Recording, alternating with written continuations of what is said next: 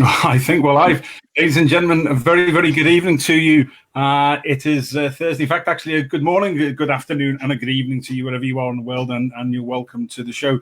This week, we've been mainly looking at the Irish Provincial rugby team, and indeed, former Heineken Rugby European Cup winners, back when it was called the Heineken European Rugby Cup, as opposed to the European Heineken Rugby Cup, or whatever it is now, has changed to back in the 1998-99 season. More about that shortly. Looking at Ulster Rugby this week indeed. We have heard from the new CEO, former Glasgow Warriors and Scotland flanker Jonny Petrie, about what is in order for him to be doing and for the club to move on. We've seen three youngsters from the academy this week signing contracts to the senior squad. We'll discuss the academy and the youngsters and the next generations as well.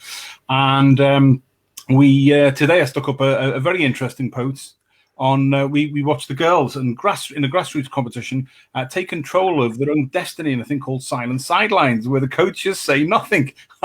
We've got a coach on tonight. That would be very, very interesting for him to have his view on that. But it's all part of IRFU's initiative called the Spirit of Rugby, and what a fantastic way to give the youngsters self-worth, decision-making, the teamwork, everything else. I think it's absolutely fabulous idea. So we had those on looking at that this week.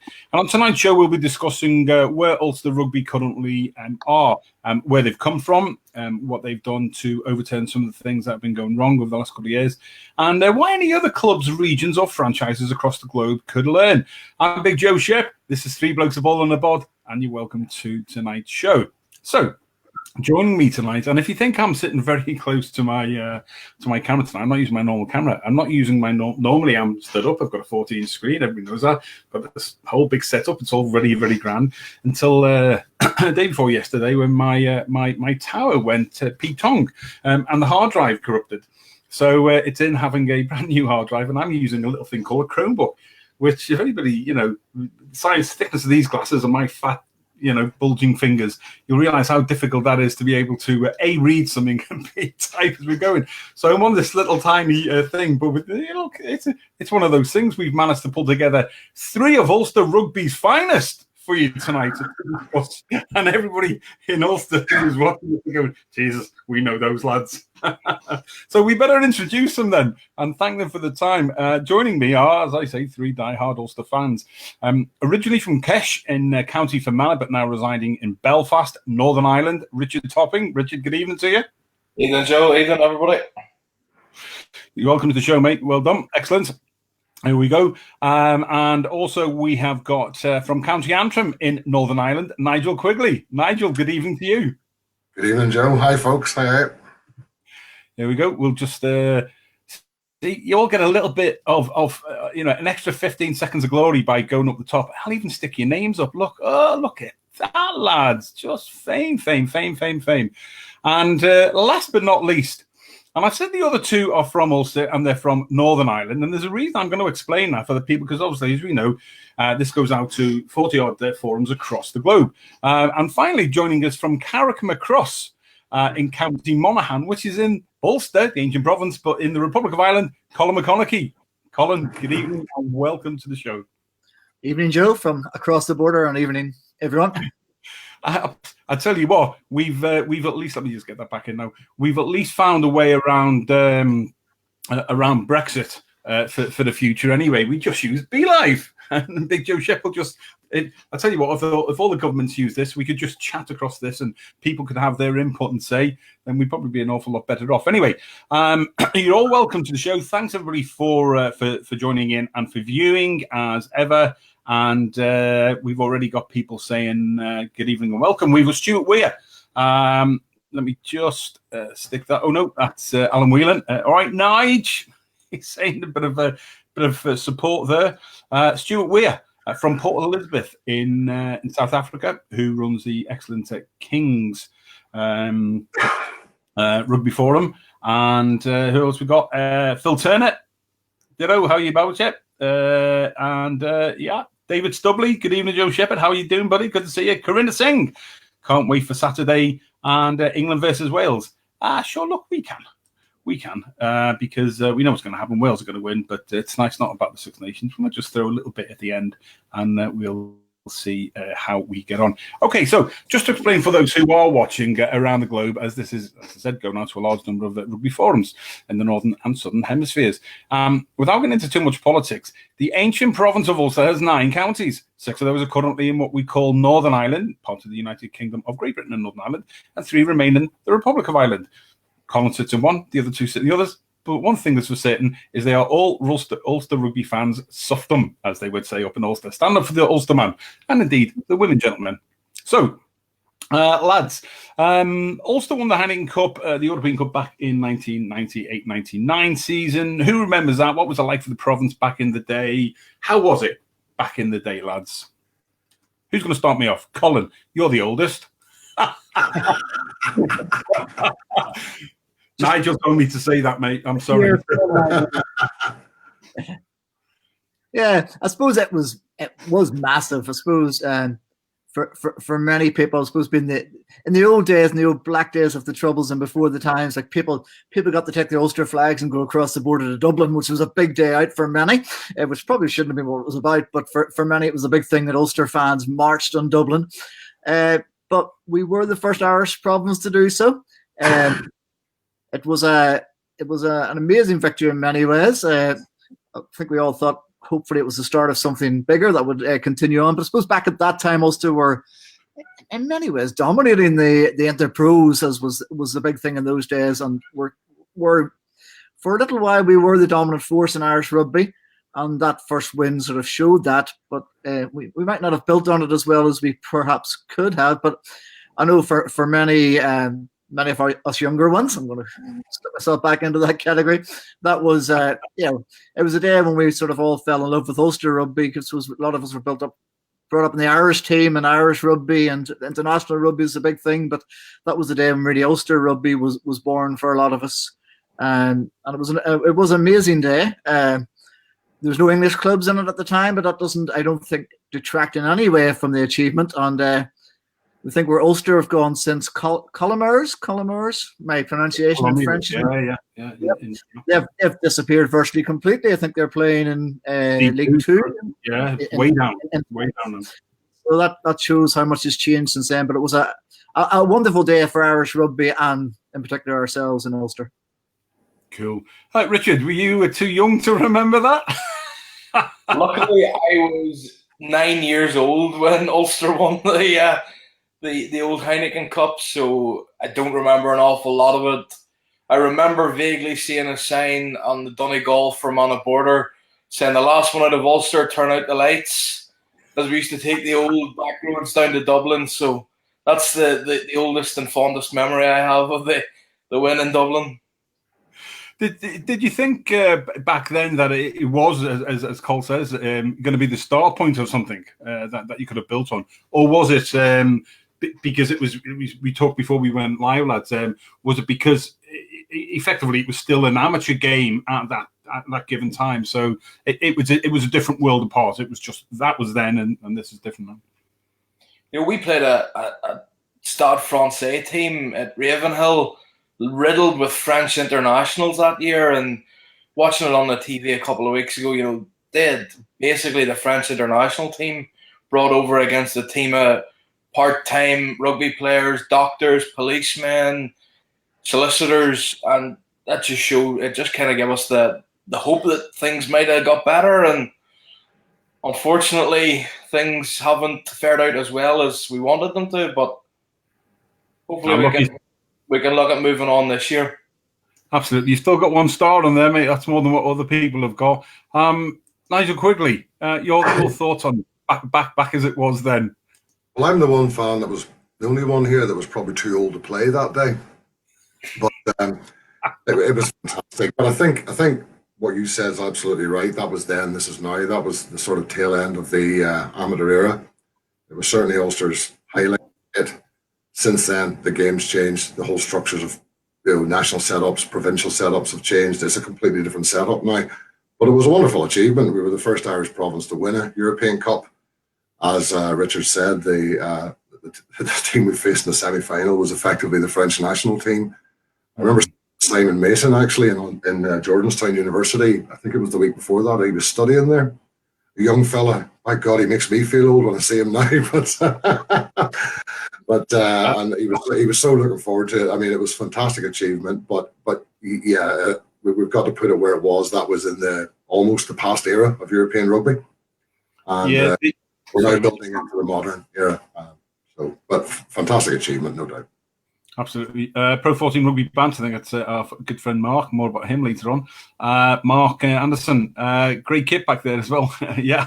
Listen, there's people still wearing those strips from back in the day that have lasted longer than some of these modern things. But getting into strips and costs and stuff is another thing. But yeah, but fair play. Ian Gilbert brings Ian over there in Madrid, in Spain. I hope you're well. Always grateful to you for taking the time to tune in.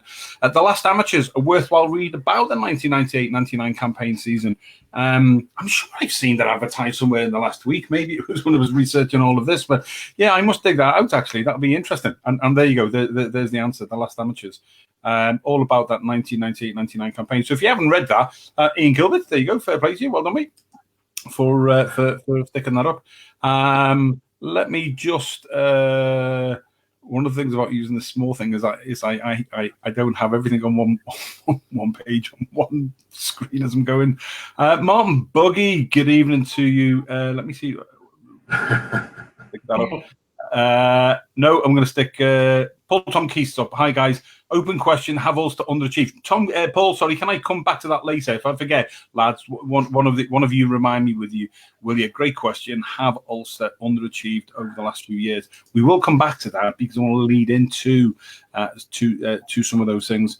Here we go, Martin. I think I can get you up there now. That should be up for you now. Just take your name down. I don't remember a whole lot about it either. I was on the lash watching you from the West End of Glasgow. Jesus, Martin, you were 6. Although you were in the West End of Glasgow. You'd probably been drinking for about 3 years. Any of my Scottish friends, don't just a bit of crack. Jesus, after alienating the whole of the world of the French last week, I don't want to lose all my Scottish friends as well. It was on the lash in the West End of Glasgow. I celebrated the Irish win big time. Met my future wife that weekend, so Ulster Rugby played a huge part in his downfall. There's another book, lads, that Martin Buggy could write. Dave's doubly. David, good evening to you. Nigel still wears that kit from back in the day. Why not? Why not? Jesus, I would as well if I'd won that as well. Alan Whelan, Ulster on the way back up, developing youth again. Yeah, that's a great point, and actually, that leads me in to Richard Topping, probably grassroots clubs and schools. Rich, how does that work from in the Ulster region? Is it just confined to they choose from the 6 counties in the north, or is it? Is there opportunities for kids from other areas out of Ulster, if you like? We're not harping on that too much, but you know what I mean.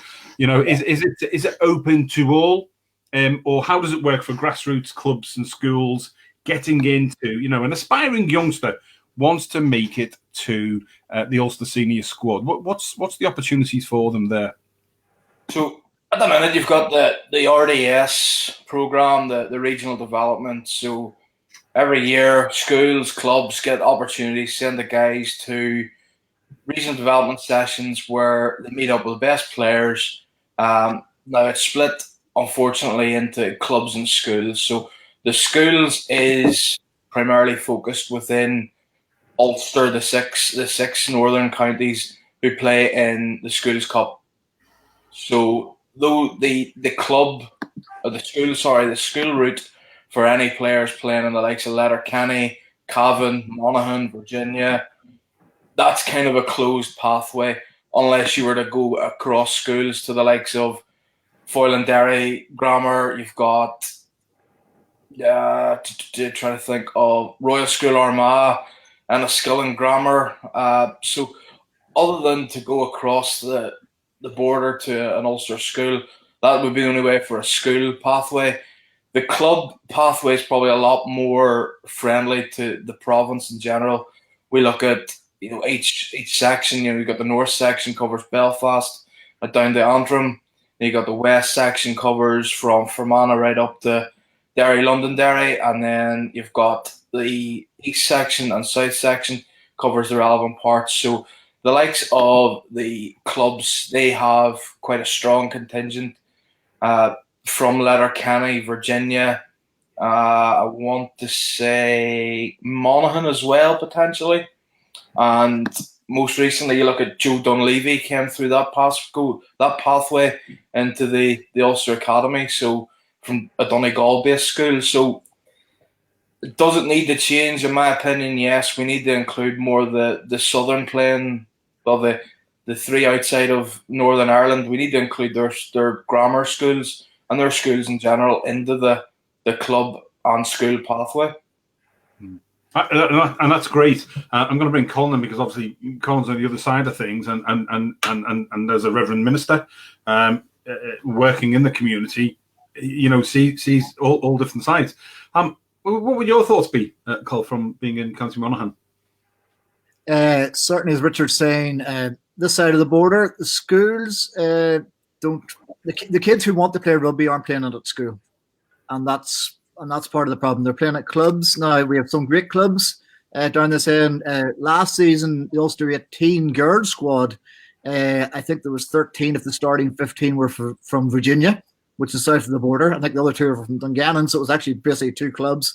Virginia is a very progressive club, but as far as I know, most of the kids are not playing at school. I know kids from our own town here. And what happens here certainly is the kids who go to the grammar schools that play rugby are heading southwards to Leinster. So Carrickmacross is a strange anomaly, as in most rugby people, it's more a Gaelic town, but most rugby people are actually Leinster fans because that's where they would have went to play rugby. They didn't play within the Ulster system, and they say, well, they're schooled in Leinster. And I think I suppose the elephant in the room, without going down a political agenda or religious agenda, is that even within the northern counties, predominantly is the Protestant grammar schools who play rugby. The Roman Catholic schools play Gaelic football, hurling, and it's predominantly that is changing, and thankfully it is changing a bit. And certainly City of Derry are doing great work. I know Lurgan, my own hometown club, do a lot of great work mixing in with local Gaelic clubs, etc., to try and get guys experience rugby for the first time. But if you're not playing it at school, it's very hard to then break through. I know, looking back to my childhood, my playing days, didn't touch a rugby ball until I was 14, and then you're thrown in against these big Belfast schools who've been playing for years in schools cup, etc. But it still was only the Protestant grammar schools, and that's where Ulster needs to go beyond that. You've cut down half the population for a start when you come to choose from players. Now that baggage is not necessarily a rugby baggage. It's the province baggage, but it is something that Ulster Rugby, I think they're trying, but until it gets beyond in the schools, as Richard's saying, the club's going to do so much, and there is, as we know, probably elsewhere as well. Leinster, it's all about the schools rugby. Munster, it's about the schools cup, and the club players are left behind and don't get the same opportunities. So until we can sort out the schools and expand, and I think that's where Ulster Rugby need to be targeting, is getting into all schools across the sections, whether that be sending players along to the Roman Catholic schools and encouraging those players and make sure that they know that they're welcome. Because the great thing is, support-wise at Ravenhill is so different than it was before. Support-wise, it's everyone's welcome and everyone joins in, but it just hasn't reached down to the school system, and that's where we really have to start if we want an academy like Leinster's, if we want the players coming through in the numbers that we see elsewhere. It is the schools. Absolutely, mate. Great answer, and thank you for that. It's a great perspective, and it's not going down a political or religious route. It's a reality route, and actually, I think it's great to explain to the rest of the world that there are some constraints that are weird to the island of Ireland, and then within the provincial system that are still allowing Ulster to be able to build and grow within that. And I think that's I think it's Nige, do you think it's a cultural and a mindset change, as Colin is saying? How would you like to see the club system? I mean, I look at Leinster for an example, and somebody will correct me if I'm wrong, and I'm normally wrong anyway, but I think Sean O'Brien at Carlow and Ty Furlong at New Ross came through the club system. I don't think there's anybody else who have come through the club system. It's all the schools, i.e. sub-academies into the academies. What would you do? Very, very few come from the club system. I think the most recent ones have been, well, I think Rob Balakoon came from the club system, didn't he, through Fermanagh? And Okay. a guy whose name's going to escape me, the prop from Rainey in Macrofelt, Richard, what's his name? He got injured, he came back for one game and then got injured again. Can't think of his name, but it'll come to me. What the guys are saying is I think there's two things. Ulster are definitely promoting the game within the youth. I mean, they do their summer camps and they do those all over the 9 counties. But then you've got the club thing and the academy thing, and there doesn't seem to be an inter there. I mean, they're doing the work on the ground, but then there doesn't seem to be the structures in place to progress the kids through into academy status. So it's improving, but there's an awful long way to go, I think. But obviously I would defer to Richard's knowledge. He's more involved with youth than I am. But that seems to me that there's a lot of effort put in at the ground level, but then we don't have the structures to bring it through, which kind of means are we wasting our time a bit doing the summer camps when we don't have the rest in place? Or is that the starting point and we build from there? It's an interesting point. It is a cultural thing. It has been a cultural thing.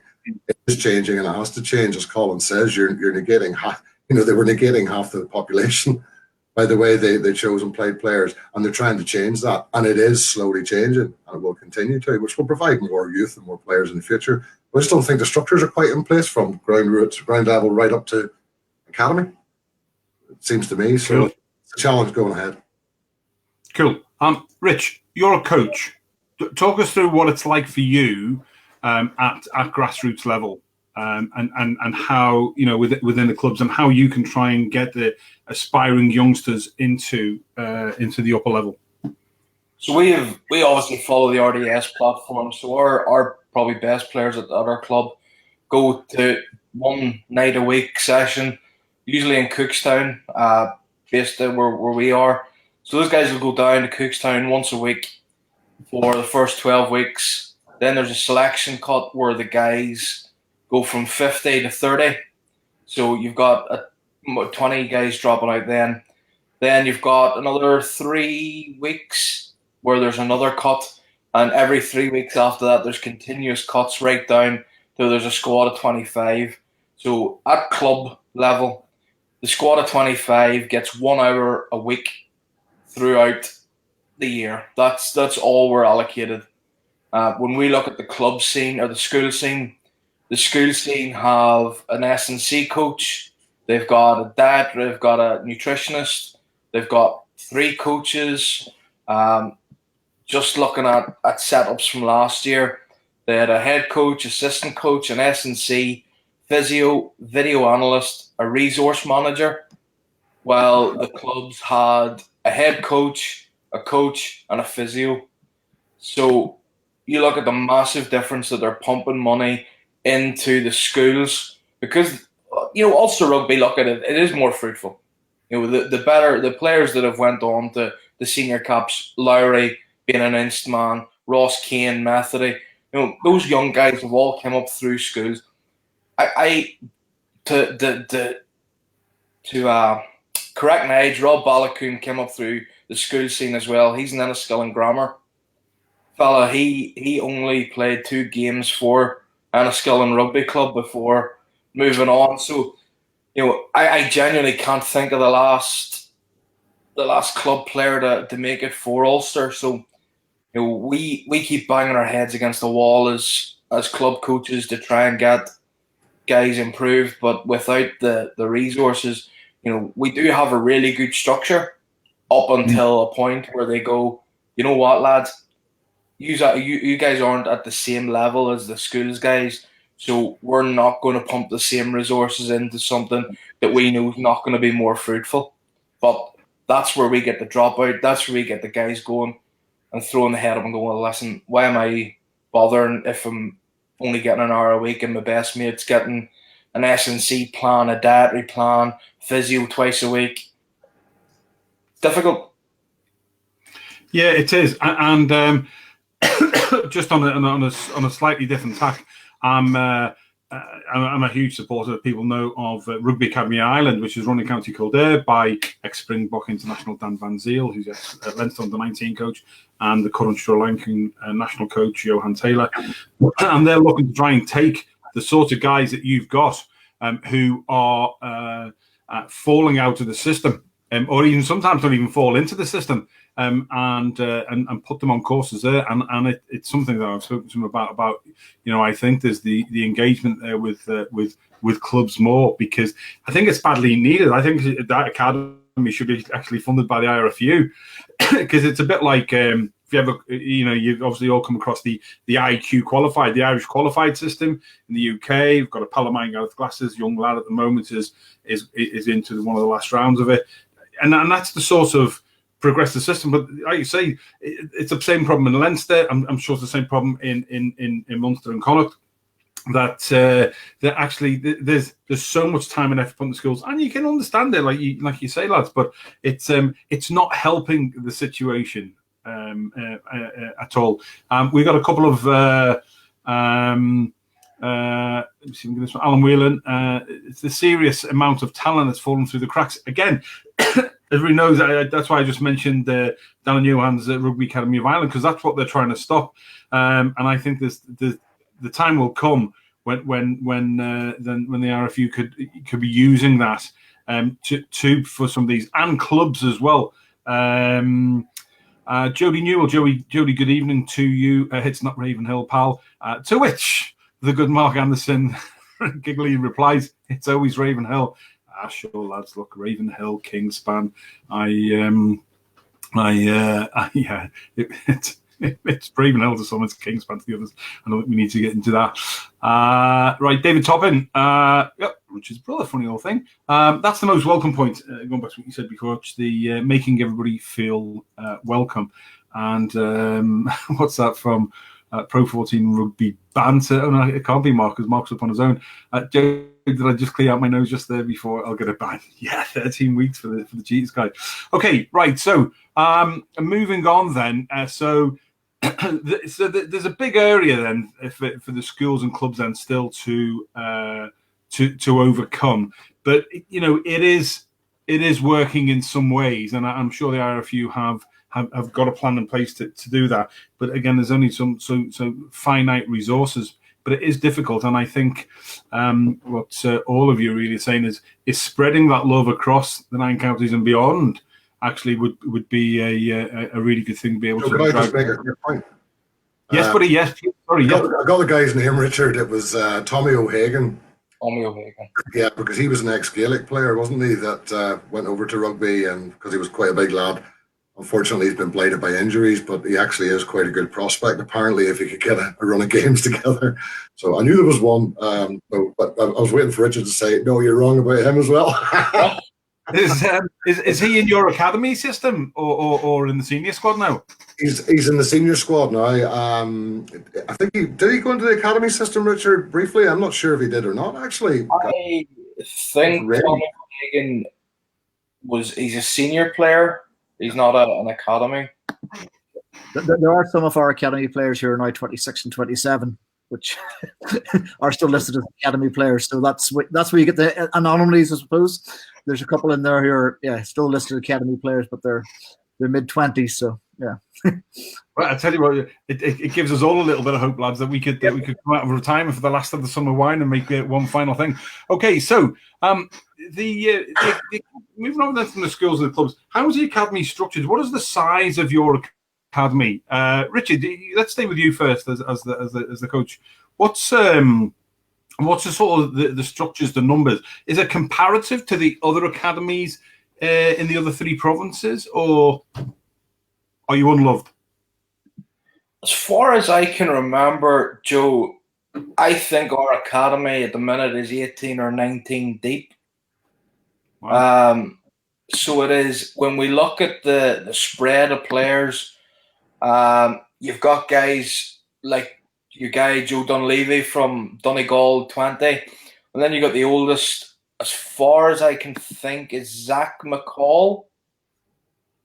He's the young hooker. He's 24. So there is quite a 26. I think he's academy. Must Yeah. be 26. Yeah. But he, I think, in terms of academy depth, is 18 enough considering our senior squad size? Absolutely not. We really do need to bulk the numbers up in the academy.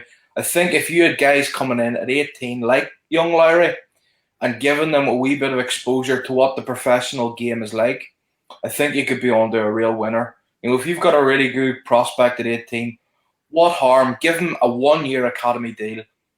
Get him in amongst the pros. It would ultimately, I think, it'll sort the boys from the chaff. You know, come that time, you give him a year. If he's not fit for it, it's a year. You're not out a massive investment to bringing in a Leinster academy player, having to rehome him, all that stuff. Same with Connacht, same with Munster. You know, all those additional fees. Why not give our young boys a chance to try it out? Cool. Colin, this week, one of the posts we put up this week, we saw 3 aspiring youngsters from the academy signing a full senior squad contracts, which is great to see. And Michael Lowry was one of those, wasn't he? And do you think there's a danger, and what the back of Richard is saying, that because of the lack in depth of squad numbers, that there's a danger of bringing, not only do you not have enough in the academy, is what Richard's saying, bringing them in through too quickly, or what's your thoughts? I think there's a couple of things in that. And I can see what Richard's saying about a bigger academy, but it isn't part of the problem. I think all the problems they're having at this and they're looking at the moment is where do they play competitive rugby? Because there's no league for them to play in. There was the cup that ran early in the season, but they aren't really playing competitive rugby. There's talk of this American thing coming up, where they're all going to go over and play in America, which is probably another backdoor for the Pro 14. That's another discussion, but there isn't really anywhere for them to be playing regular rugby. So actually sitting in an academy and not playing rugby, or the better club level, getting games, in the AL League, that's another question. But that's onto the idea of our young lads coming through. We have some extremely good talent. Now, some people will argue they're not all from Ulster, and we've imported a few from elsewhere, but I kind of think that seems to be the way it's going. If you look at international rugby, we're happy enough to import players from Southern Hemisphere and adopt them as Irish.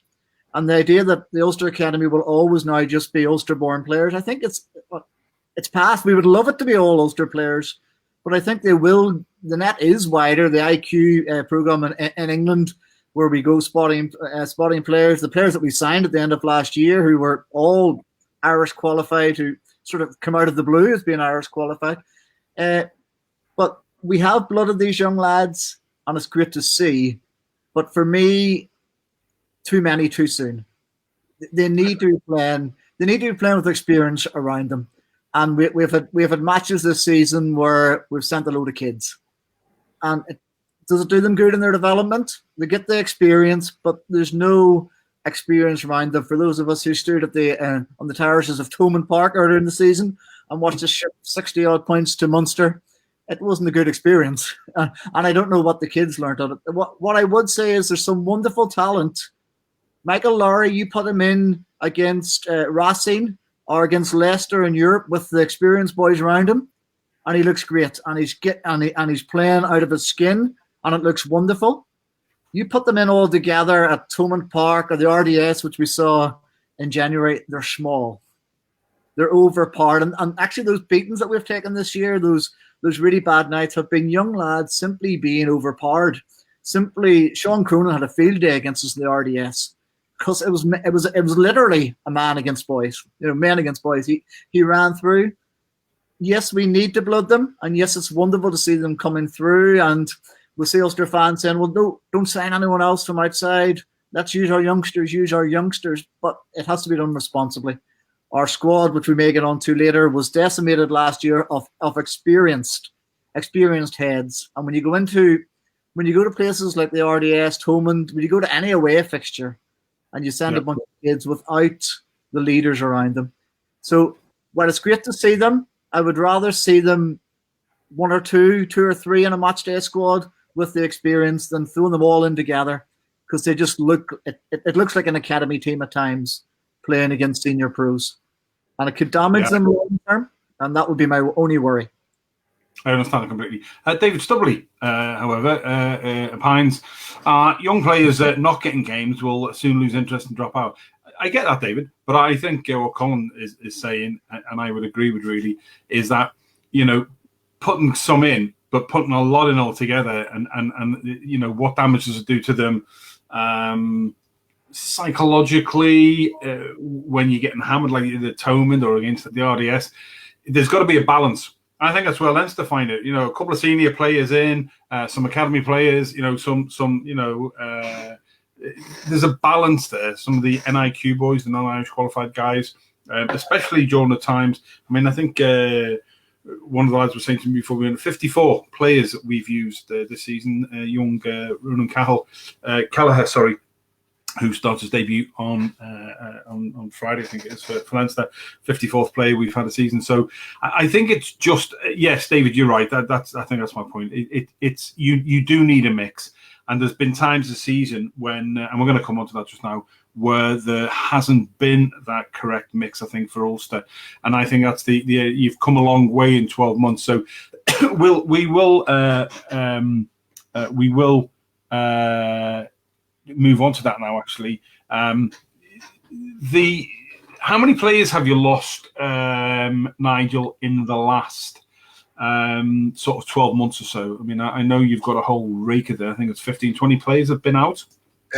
We lost 6 this season so far. And expulsions, I suppose you could call them.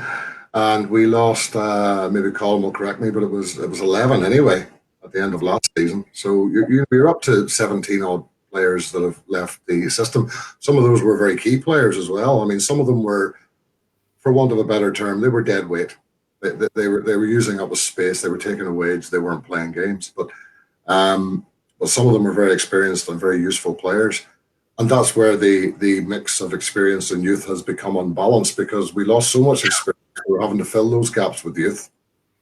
And actually the 3 guys, just going back to the point before, that we've signed for next season, I think are very good signings for next season, because I think all 3 will be ready. Michael Lowry needs to bulk up a bit. The other 2, I think, are physically ready, and they will fit in well to the system. But we had to rely on the youth, because it was the only way we could make up our numbers. I think I said quite a few times online that we were probably 3 or 4 signings off being quite a bit more competitive. And just those 3 or 4, I think, what's held us back this season. But going forward, absolutely in better place on the youth structure now. And I would like to think we'll see a few more signings before the end of the season, maybe 2 or 3. It's not going to be many, but 2 or 3. And that'll put us in better shape for next year again. Brilliant, mate. Sorry about that. I was Colin. That leads me a great point by Nigel. That leads me straight into where are you lacking depth? I mean, I think from an outsider's point of view at the moment, I see that strength has gone through everything throughout the whole club. Management will come on to shortly, the new CEO, etc., the coach. But where are the players? Where do you feel you're weak? Because from my perspective as an outsider, I think during the test period, so during the international times, you don't have that strength and depth. So is it just sort of 2 or 3 more players that you need, or do you think you need, another more money from the IRFU to bulk up now that you've got the foundations in place? I probably differ from a lot of Ulster supporters. I think traditionally, certainly that we've been saying for 3 or 4 years, we need the pack. The pack needs sorted, and we need players in the pack. But if you look at the players who left, the players who retired at the end of last season, and the players who left over this season, I actually think we've become quite light in the backs, and the pack has actually improved. No, I'm not saying we need a ball carrier. We have 2 ball carriers in the squad. 3 if you count McCluskey, and he's not in the back. For me, we have Big Marseille when he's on fire is as good as anyone, and we have Hendo when he's playing, but he doesn't play obviously much because he's away on Ireland duty. So the pack needs ball carriers, I think, but the pack has improved. Eric O'Sullivan just came out of nowhere and has been a revelation. Marty Moore has stabilised our front row. We probably need 1 or 2 more in the pack, but I do worry about our back line. We've got through a lot of this season with really McCluskey as really our only centre, our only experienced centre. Addison has played superbly there in Europe and looks a natural there. In fact, he looks a natural no matter where he plays, to be fair. Louis Ludick can step in there, but Luke Marshall has been injured for the entire season. So, we kind of have, for me, I would like to see another couple coming into the back row, a utility back, and hopefully there is rumours of one being on the way. 4 days is that the name I'm thinking of? Is the one who they're talking about is coming in, who can cover that back three. We lost Petrie at the end of last season, as well as the likes of Tommy Bowen, Trimble. That experience just in that back three to talk the young lads through, I think is I'd love to see one or two backline players come in and 2 or 3 into the. We need a proper two. We seem to carry a lot of injuries there. Big Sam Carter has signed. We know he's definitely coming in from Australia. He looks a monster, and that's what we need. Hopefully, he's a ball carrier, and I think that will make a massive difference. But I just worry about our back line being stretched. I love Robbie Bolakun. I think he looks a real find, and he looks strong, and he looks physically that he can handle it. Some of his tackles, even no matter about his try scoring, but his tackles shows that he's up there and he can handle it. So I'm very excited by the likes of him. But just 1 or 2, I'd say Nigel says 3. I'd say maybe 5 or 6, but I'm greedy. I'd like to see, but we'll not get 5 or 6 going by what we brought in last year. But when you take the guts of 20 players, if we go back to, I suppose, if we include Olean and Jackson, without going down that line, but that was within the last year and a half of players who disappeared. You're talking roughly 20 players. So we brought in 5 last year and a couple of loanees, and that doesn't fill that experience gap. So for me, 4 or 5, 6 good players, but someone in that back line just to bring the young lads to it. And I'd love us to sign a centre from somewhere. That would be my Christmas wish list if I was to have one. Right, to a certain gentleman at care of IRFU at D4 and see what can be done for Christmas. Great point, Cole. Thank you, Stuart Weir from. I'm trying to stick this up. I'm not sure whether that's going up yet. No, yeah, that might have gone up. Has it gone up? Here we go. That's brilliant. So obviously, Stuart runs the Kings. Eastern Province Forum. In South Africa, we don't have the religion problems. We have a quota system, colour related, that must be applied at most levels in all sports over here. Really starts at school, junior school sides, regional teams, up to the Currie Cup sides. It suggests there is a set number of coloured, blacks, players who must be given preference to be included in the teams. There must be a minimum number of coloured players to start. It's all part of transformation, developing and uplifting. It is accepted. However, there are some older supporters that find it difficult, and part of the reason why so many youngsters leave all sports, not just rugby. Kevin Petrie's cricket was open about leaving South Africa because of the quota system. It's a shame. I tell you that the system has unearthed some serious talent. The system takes youngsters with serious talent from the townships into rugby playing schools, ensuring they get correct nutrition training and development to become better players. Do you know what, Stu? Thanks for that, mate. You are an absolute font for me on learning so much. You and Casper and in the Cheetahs and our own Renan Stennekamp. But I think the difficulty is. It's finding the balance. You know, you're finding some real fab talent, but you're having to have a quota system in place. So it's a similar but a slightly different issue. Again, just to finish that one before we turn to the management of Ulster. Kings, if we were to listen to what the new consortium was saying, are about to open our academy, run along the same structure as a past academy that won the national championship in 2015.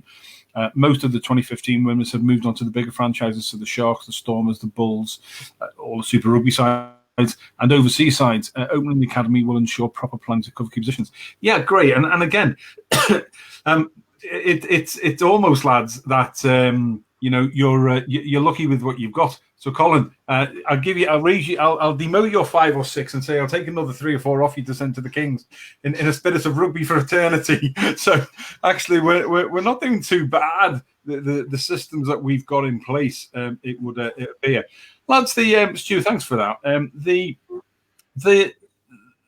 What's gone wrong over the last few years, Colin, from your perspective, and what has changed with new CEO coming in, new coaches? I'm going to ask all 3 of you the same question, so the other 2 have time to prepare more. But what would you say where you were and where you are now? What has changed and Ulster regenerate? Ulster 2.0 almost.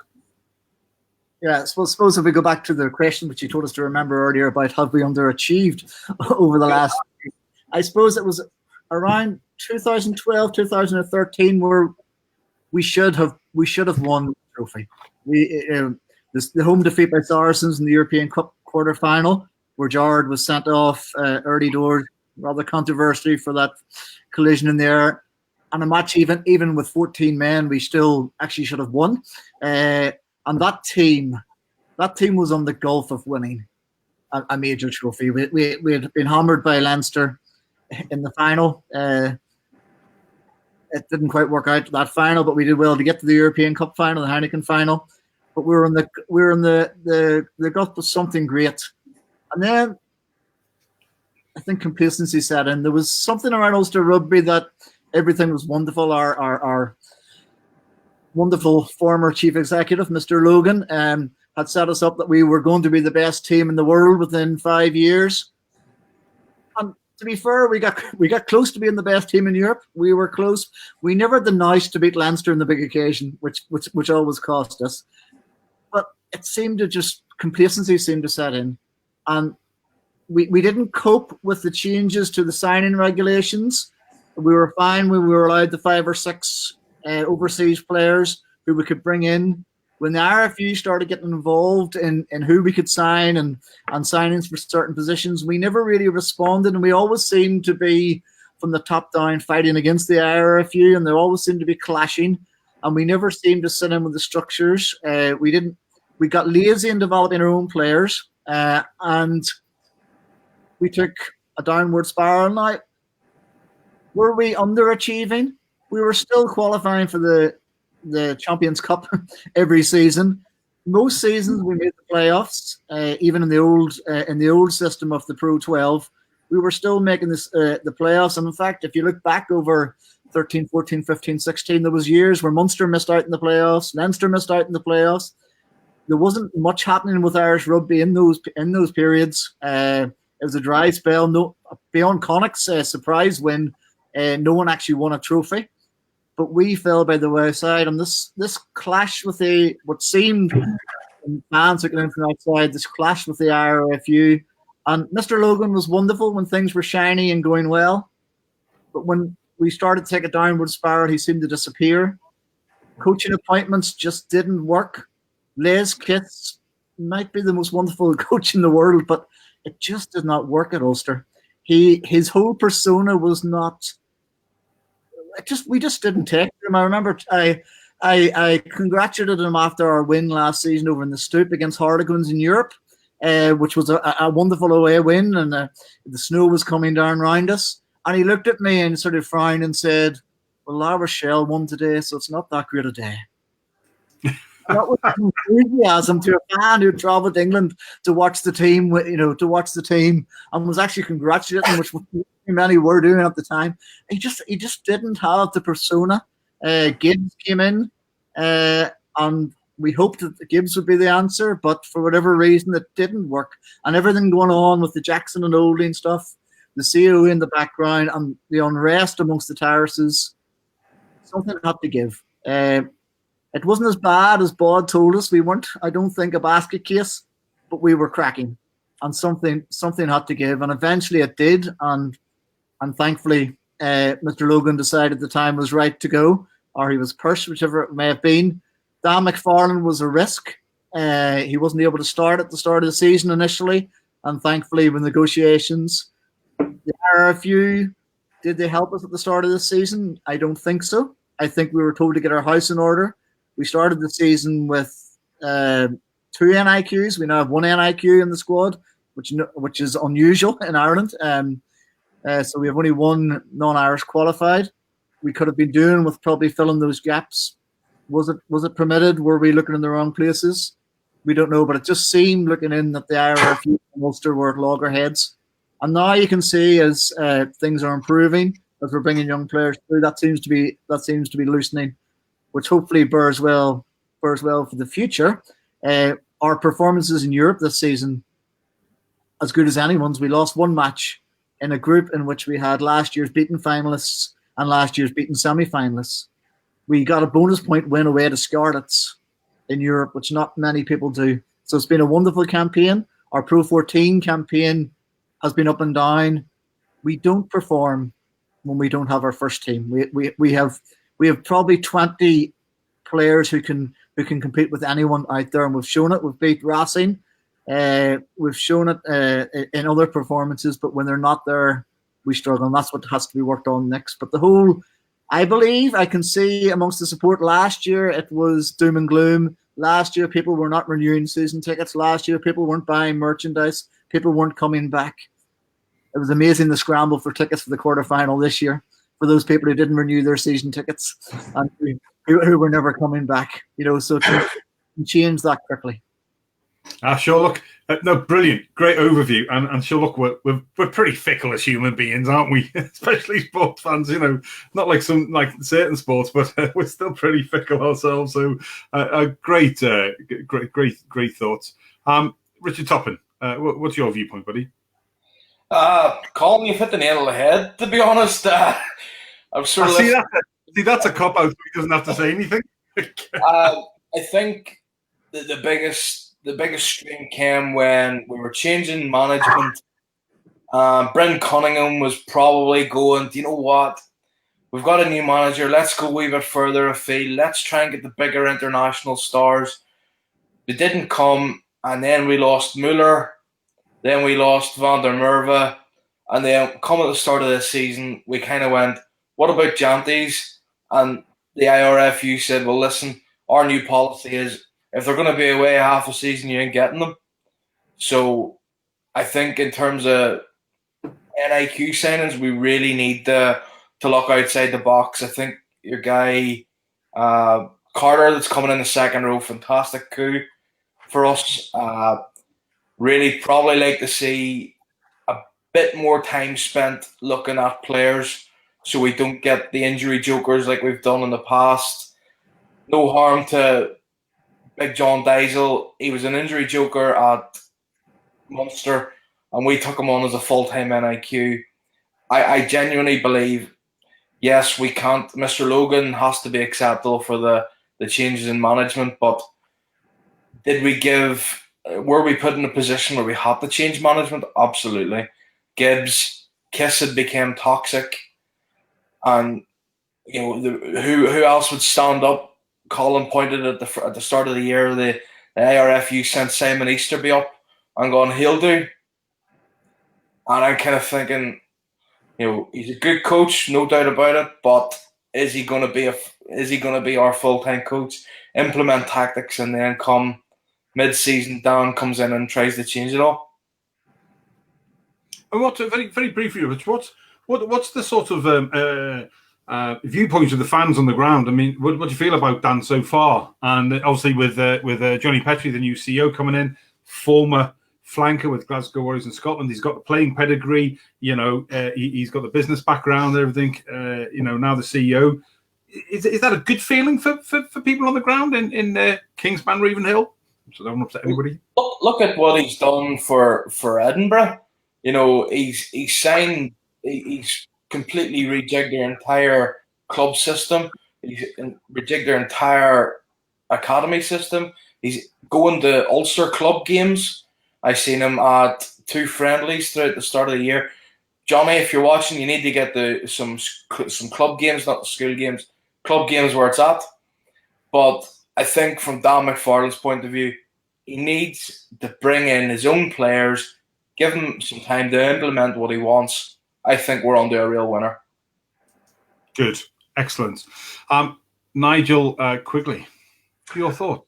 I haven't got much to say now, have I? I think we knew we were in trouble when David Humphreys announced he was leaving, and one of the statements he made at the time was, "I can't go any further with Ulster." That was a very telling comment. I think Shane Logan promising the earth to everybody. There was too much spin, too much hype, and not enough concentration on playing rugby and putting the right people in place. Some of the signings we made were, as the guys have said, were just unbelievably poor, unbelievably bad. And all of that has led to the demise we're in now. However, going forward, I think we've got Jonny Petrie, who I think is a rugby man through and through. As you say, he's got the background to build a club, to develop it from the ground up. Fantastic. I think Dan McFarland, gamble as he was, and we all accepted that, is looking like he's going to be a very, very good head coach for Ulster. The two lads below him, Peel and Payne, we know what they bring now. One big change, I think, and I think it's been a big part of Ulster's problem. We talk about the front five and the pack and how it's. I don't want to put people down, but I think Aaron Dundon has struggled as a forwards coach. It's his first. He probably should have took a club side first, maybe an AIL side. I think that because when Dan McFarland came in, all of a sudden Ulster they didn't know they had, and the scrums improved, the rucks have improved, and we also have the current Edinburgh forwards coach coming over next season. So I think things will look up, and I do think that was a weakness in the coaching side. Not to say he's a bad coach, he just the experience wasn't there to bring the players to the level they were required to be. And I think we have that, and I think we'll see that improvement in the forwards. So that's an added bonus without additional players. We also have a new prop coming, the lad from Worcester, who it turns out is Irish qualified. So, yeah, going forward with the management, and it's very exciting, I think. I mean, very positive going forward. And I think all Ulster fans, bar the few that will complain about anything anyway, are generally very happy at the direction things are going. Absolutely. I'm a huge Marty Moore fan, obviously being a prop and he's been ex-Leinster. I think he does need to lose a couple of pounds, though, but he really has bolstered up your scrum. And he actually has lost quite a bit of weight, Joe. He actually has lost quite a bit of weight. He's I just, people knocking him, I think uncalled for. A number of your fans at Niger were knocking him when he was brought in, but he is quality. He is real quality, and he's going to serve you very, very well with a number of other players coming in around that, and I think it's very good.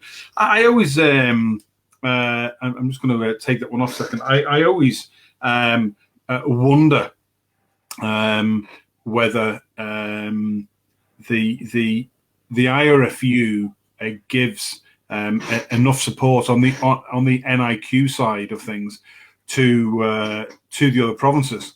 You're talking there before about you've only had the one, and yet you look at Leinster, and we've got Scott Fordham, we've got Jameson Gibson Park, and we've got Lowe, etc., and there always just seems to be a little bit of this, and it would be easy for people outside of D4, outside of the pale, to point a finger and say, Jesus, there's a couple of double standards here.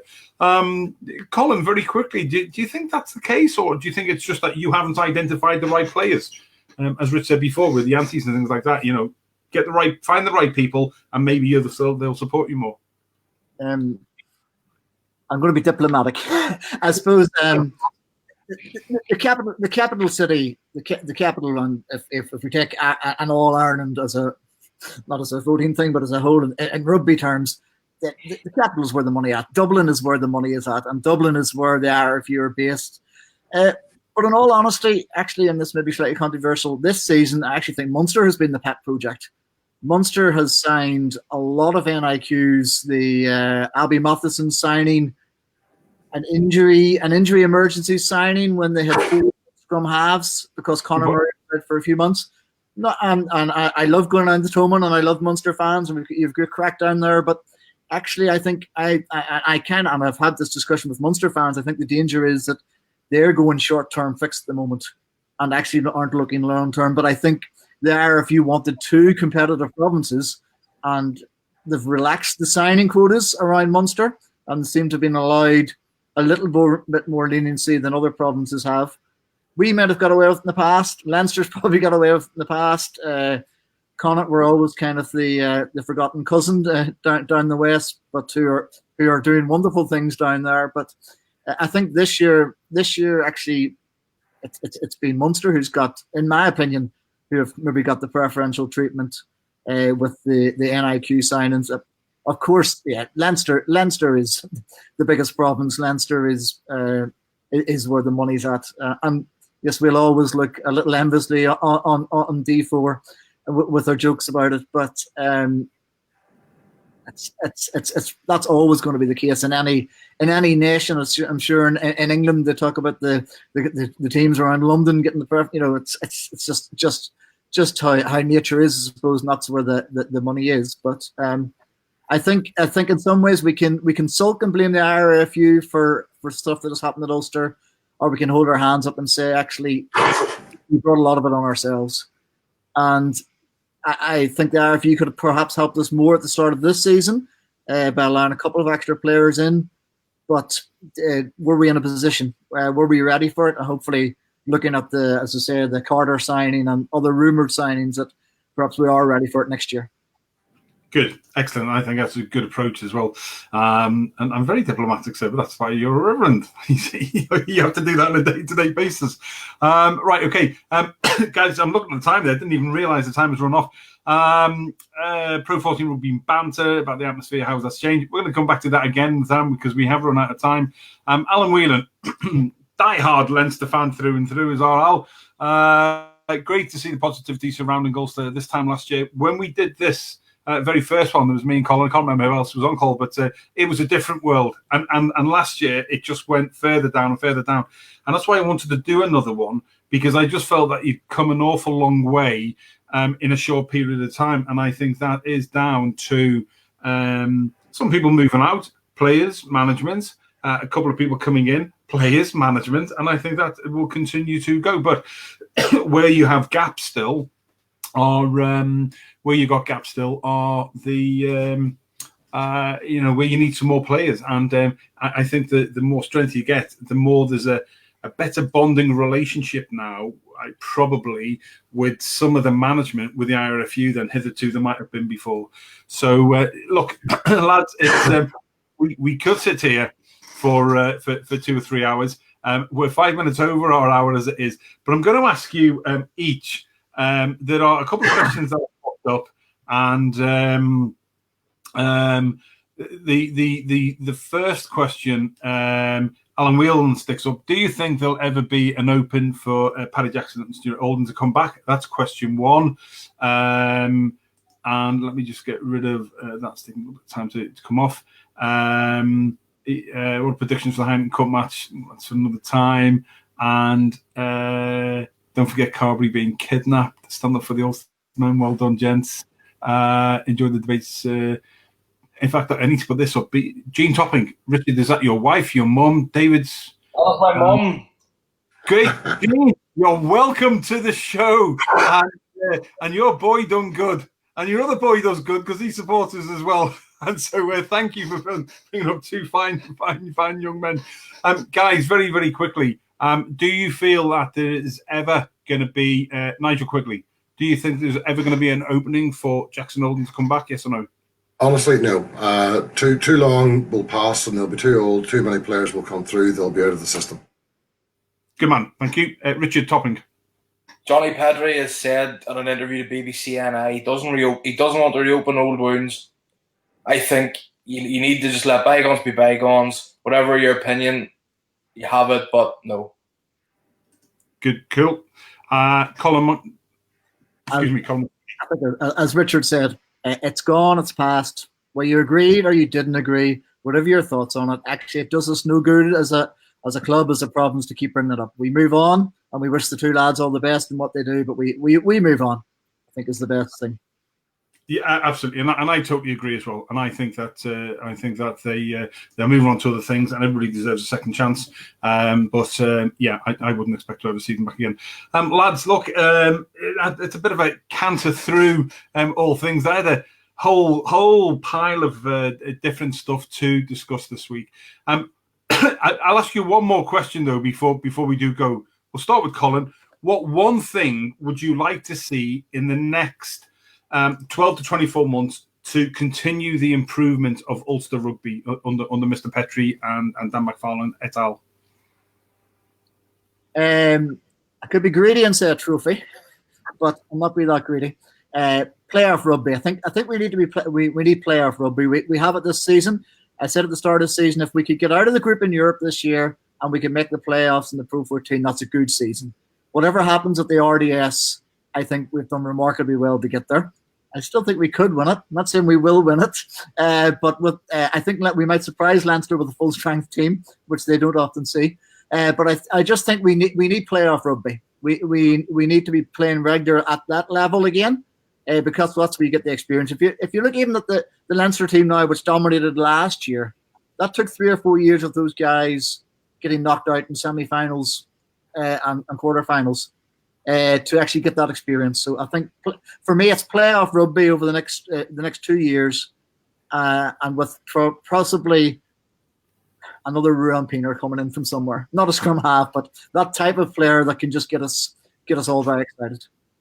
Good man. Before I ask the other two, his big Joe Chef's view, Ruan Pienaar will come back to as he will finish off your coaching ticket. Trust me, lads. And in the next 2 years, it's going to happen. Before we move on to Richard and Nigel to finish off the show, Stuart Way from South Africa, from the Kings, from the Kings rugby team. Great to hear about some of the problems and solutions you guys have had at Ulster. Gives us King supporters so hope, especially with the new consortium about to take control. And you know what, Stuart? If we achieve nothing else tonight, that is one of the things that I wanted people to take away. Buggy, don't ask Carl that because he really wants to loads more Leinster players. There we go. Right, Richard Topping, very quickly, what would you like to see in the next 12 to 24 months, mate? Well, thanks, Martin, for stealing my answer, because a couple of Leinster players would do us an absolute turn. But see, to be honest, some real solid investment in quality signings, long-term signings for the first team, a lot more investment into the academy structure, bringing on board some more young guys. And see, to be honest, if I'm being really greedy, I would have said a trophy. I really think if we can really give Leinster a wee game down in the Aviva and give ourselves a wee kick up the hole that we need for next year, why don't we try and roll over next year and keep trying to roll teams over? Good man, good answer, and that's the positive way to look at it. Nigel Quigley finishes off. 24 months, I'd like to see a semi-final, or I'd like to see us play playoff rugby and get there with a little more in the tank, a little more breathing space, because we squeezed through last season. It looks like we might have a tough run in to get through this season. So we'd just like to see us take that little step up and get through with a little more ease and possibly a semi-final. Good man. Lads, it is that time of the night again where we are 10 minutes over what I wanted to do, but it's great. I thank you for everybody who has tuned in tonight, and of course we'll watch over the next sort of 7 days. It goes back up again on the Sunday, stays up on the site, so please share it around all of the rest of your family and friends. Without the viewers, we couldn't do any of the things that we do. I'd like to just say on behalf of you all, a huge thank you to Nigel Quigley, to Richard Toppin, and to Colin McConaughey. And we wish you all the best, lads, both in your personal lives and with Ulster Rugby. And I look forward to, I'm not going to be able to go from April, I don't think now, but I will get up at some point and we'll arrange a few pints somewhere over something. And of course, as I was explaining to Richard before the show, I better be careful what I say because my missus watches this show. Unfortunately, there are other plans for the same night as the quarterfinal, which means that if the quarterfinal had been in the afternoon, would have got there. But as it is now, we won't. And I'm not bothered about it. I can watch it on the TV and catch up. Of course. There we go. Valentine's Day was last week. What's more important than rugby? Not a lot. And on that, before I get myself in any more trouble, thank you to the viewers. Thank you to Colin, to Rich, and to Nigel as ever. We really, really enjoyed this week, and it's been great. 12 months on, looking at where we are, and we will do another one in 12 months unless anything happens in the meantime. And we will relook at Ulster Rugby again and where you are in 12 months' time. Everybody saying well done, lads. Thanks very much. Thanks very much to the viewers. Thanks so much to the three guys. Now, here's the thing. On next week's show, there's no big Joe Shep. I have decided that It takes too much time out of my life. No, I am giving my all my accounts. I'm giving my Facebook account. I'm giving my BeLive app. I'm giving everything to two of our hosts who normally come on. So Mark Anderson from Pro 14 Rugby Banter and Neil Keegan from the Couch Pundit, who helped me through all the European games and lots more beside, and trying the wall and all that type of stuff. So next week, they are going to be hosting the show, and I'm not even going to be on the show. Actually, I was asked Martin Buggy. Where's Martin Buggy? Martin Buggy said to me, "Why didn't they come on and do my fan and five and how I get involved?" I might come on with Bod next week for 5 minutes or so and say how we got involved and that. But the next week's show, same time Thursday, 2000 hours, 8 p.m. GMT, will be run by Mark Anderson and by Neil Keegan. So you may see me on just as a mere guest. You might not, and I'll be able to sit downstairs, not drinking healthy kefir water, but drinking a bottle of Malbec and having a fat boy's meal for once, and being able to enjoy myself. So that's next Thursday, where they will be looking back at round 3 of this year's Six Nations this weekend. So listen, lads and lasses, have a great weekend of rugby. There's Pro 14, there's Super Rugby, there's schools rugby, there's club rugby going on. There's women's, there's men's Six Nations, women's Six Nations, the under 20 Six Nations. The lads will review all of that next week. And until then, this week we have been looking at the rise and regeneration and whatever you want to call it of the former, and probably at some point again in the future, as long as they don't beat Leinster at the Heineken in the 30th of March, future European champions. That's what we would aspire to. I would have no problems at some point in the future if Leinster had to be turned over by anybody, and to be turned over by Ulster on the way to winning a second Starfleet jersey. Now, there's family rugby love, but then everybody knows that secretly I have a soft spot for Ulster because I lived and I worked there for a good number of years, and I always receive a warm welcome whenever I go back to see my friends up there. So you have our great support. We've had a fab week looking at Ulster Rugby. Wish everybody all the very best. Certainly Jonny Petrie and Dan McFarlane and all the rest of the team up there doing a fantastic job, we think. Until next Thursday, when your hosts will be Mark Anderson and Neil Keegan. This has been Three Blokes, a Ball and a Bod, another fun-filled, crack-filling episode of our weekly rugby show. Thank you to the guys. Thank you to the viewers. I'm Big Joe Shep. Until next Thursday when you'll see the guys, that's me saying good of me la mahagot, agus, Schlangefall.